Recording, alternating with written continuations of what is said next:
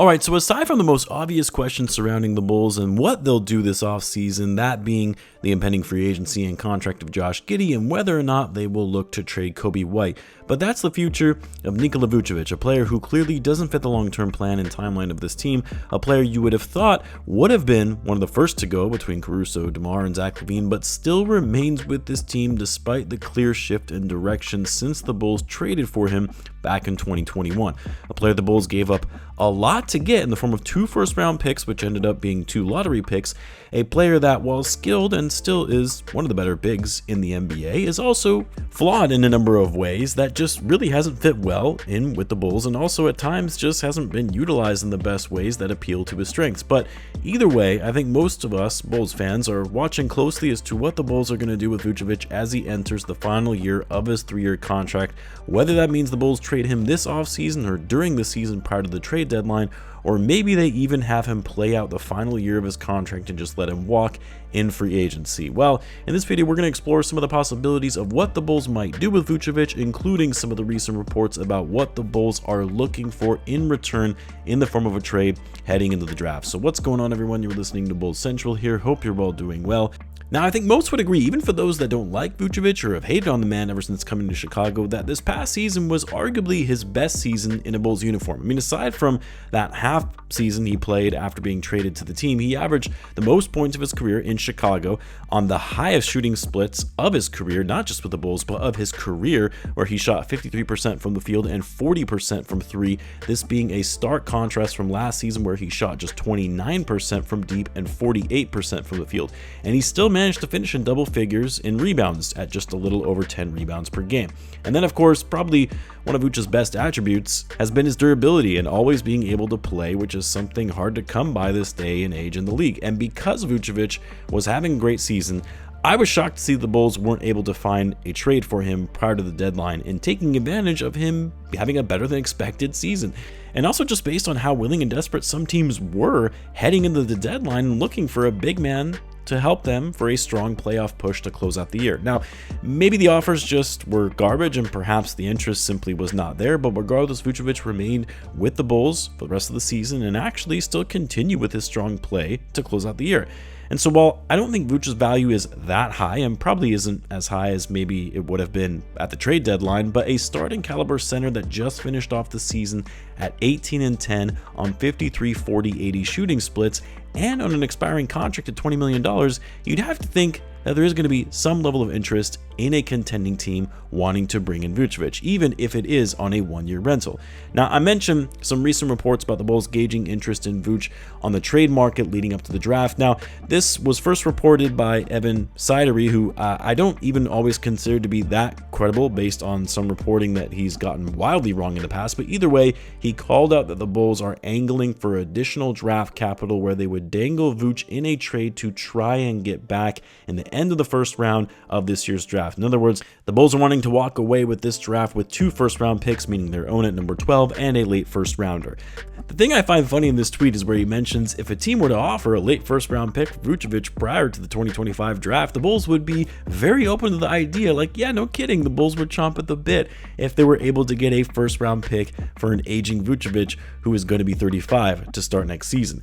They would take that pick and run with it. To me, though, what I find concerning is, are the Bulls expecting a first-round pick in a trade for Vucevic? And are they going to, yet again, overvalue their players on the trade market and refuse to trade them for anything less?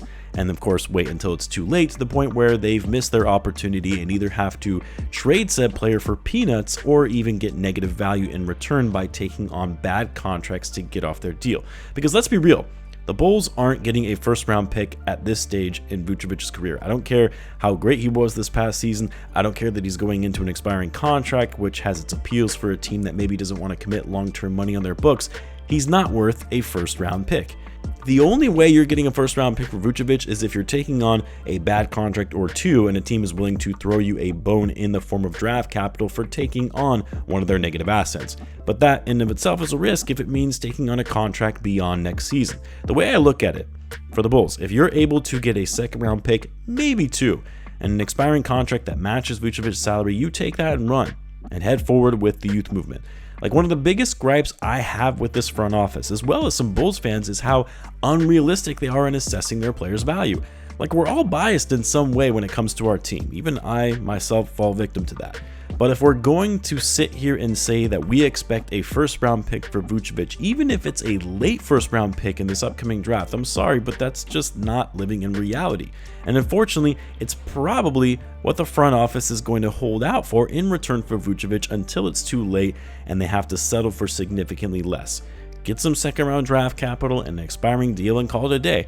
Now, that's the other thing that people have to remember. I mean, the Bulls can't simply trade Vucevic for draft picks. They have to take in salary to the tune of $20 million or around there to make the trade legal.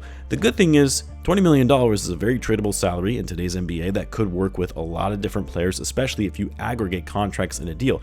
But in my view, you really should only be looking to take on expiring contracts so that it enables you to still have all that cap space and flexibility in 2026. Otherwise, if it's a matter of taking on longer term money and you're not seeing benefits of taking on said money by receiving additional draft capital, then it honestly might even make sense to just let Vooch play out the final year of his contract and let him walk in free agency.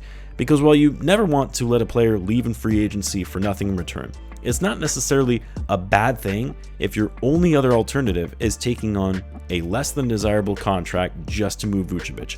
Freeing up space on your books is better than moving a guy just to move him because he doesn't fit your timeline anymore and you're willing to take on dead money in return.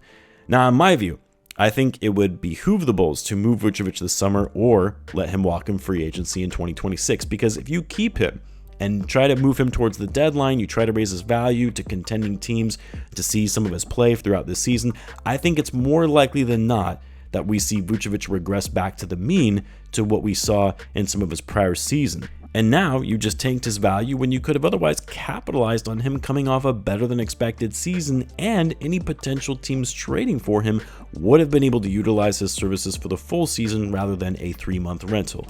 And the last thing the Bulls should do is trade Vucevic when his value is low if it means taking on added money in exchange, when you could just free up that money going into 2026. To me, there will be interest from a handful of contending teams who are going to look to upgrade at the center position, who are looking for veteran players who can contribute and helping them try to win a title. Teams like the Warriors and the Lakers are the primary franchises that come to mind who have been in need of a true starting center and have the contracts to make the money work. Or a team like the Suns if they decide they're still trying to win, which will likely be the case since they don't have future assets to do anything but still try and compete now. What about the Bucks if they move on from Brook Lopez? Will the Cavs try and bring in a more floor spacing big? Hell, even the Boston Celtics if they look to pivot away from Porzingis to find a more durable big. To me, the interest will be there. The opportunity will be there for the Bulls to actually move Vucevic for some positive value. They just need to be honest with themselves in terms of what's a realistic return for Vooch and be okay with some second round draft capital for a 35-year-old player. But I would love to hear what you guys think, though. You let me know in the comments. What do you think Vucevic's value is on the trade market? Of course, as always, be sure to subscribe, and I will see you in the next one.